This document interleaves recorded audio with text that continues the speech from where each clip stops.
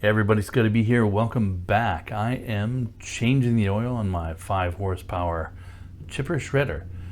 I've had this little chipper shredder since about 1998, and I honestly don't think I've changed the oil since then. Now, I'm pretty lucky. The oil's been really clean. It's a good little chipper shredder, and yeah, I think it can do chipper shredding up to about 3-inch branches, but anything over 2 inches really for branches I will use for kindling for firewood. Now, I had poured out the majority of the oil before this, and I had left it sitting on its side for, I don't know, about an hour, just to try and get every last little drop out. But because the oil dipstick doesn't quite line up exactly in the corner of the corner, the very bottom, it just takes a bit of tipping and tilting and leaning your head this way and that way.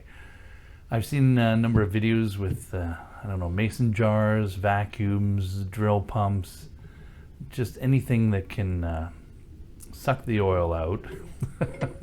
And I think that would be the way to go, because this tilting it on its side just isn't fun, but do what I can with what I have where I am. I got a couple of jugs of Say 30 motor oil that have been sitting around, so this is the last of the Say 30 in this jug. There wasn't too much left, and I'm trying to pour without spilling. I try not to spill anything, because precious oil is precious, and then they say like even a teaspoon of oil can destroy like 10,000 liters of drinking water. So I want to make sure I get it in there. I'm gonna tilt it up to try and get every last drop out while I go get the other jug. Stay. So, there's the last of the oil out of that first jug. A couple of drops there. I do clean that up in a bit. And something about this shot, the orange and the blue sky with the white clouds, and I don't know, I just kind of like the contrast in this shot.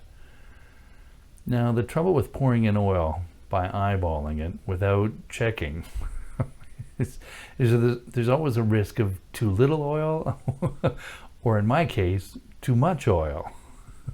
So it would have been better if I had checked this by the oil dipstick a little more often, but sometimes I'm not as patient as I could be. So yeah, that'll do, but I'm gonna check that.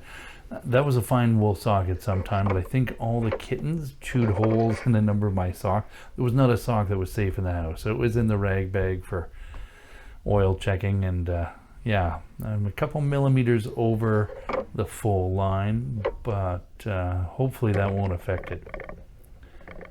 So all my gas, I use brand new gas. I use premium gas, highest octane. This stuff, yeah, this came from Costco. I think it's, can't remember, 91, 92, or 93 octane on, but it is the highest. And I use fuel stabilizer, which I had already poured in a measured amount for 10 liters, or roughly 5 gallons in the tank. And that way, when I'm filling up at the gas station, it's already mixing in the fuel stabilizer with the gas. Now, I run fuel stabilizer in all of my gas and all of my small engines. I'm not a company, so I'm not running my engines every day or every week. Sometimes my chipper shredder sits for a month or two, even during summer, because it's just not always that fun chipper shreddering in 80-degree heat or hotter. And yeah, so make sure that, yeah, running fuel stabilizer to keep everything flowing nice and keep those carburetors clean without any, you don't want any varnish forming. The air filter, oh man, I don't know if I've ever cleaned the air filter. Like, I tapped it on the wood pile there, and lots of dust flew out.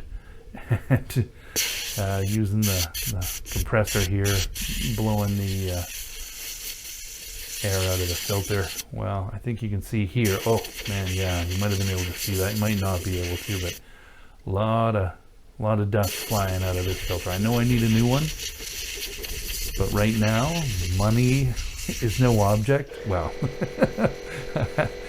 I don't have any objects that, don't require money. So I gotta make do with the filter. So we're gonna be cleaning it each time I use it. And putting the filter back in its little holder.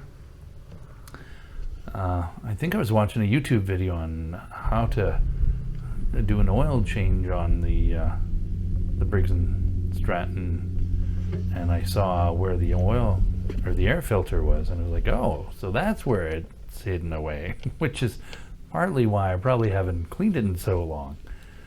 So I'm using, I think, a 5/32 little socket set from my mom's socket set that I inherited from her. Now, I've never had an actual little socket driver, like a screwdriver and a socket driver on the end of that. So I'm using my needle nose vice grips here. Since then, I found that putting it in the drill makes it way faster off, faster on. And for something that's not structural, it's just holding the air filter on. This is a perfect place to do it. And put that little socket back in there. Make sure I keep that socket safe and where it's supposed to be. There's a place for everything and everything in its place. Hearing protection. As a kid, I never used hearing protection, and I mowed the lawn all the time, and that explains why I'm partially deaf now. So I make sure I use my hearing protection. There we go. Full choke. Take that choke off, and she's running really nice, getting all that nice new oil circulating through the system. Nice clean oil. And time to put the compressor and the oil can away. I recycle all my oil. I keep it and save it. Shut that chipper shredder down and have a look inside at the chipper. That's why you don't want to stick your hands in there, kids. We're adults. And I got lots of chips for the next show, so you take care.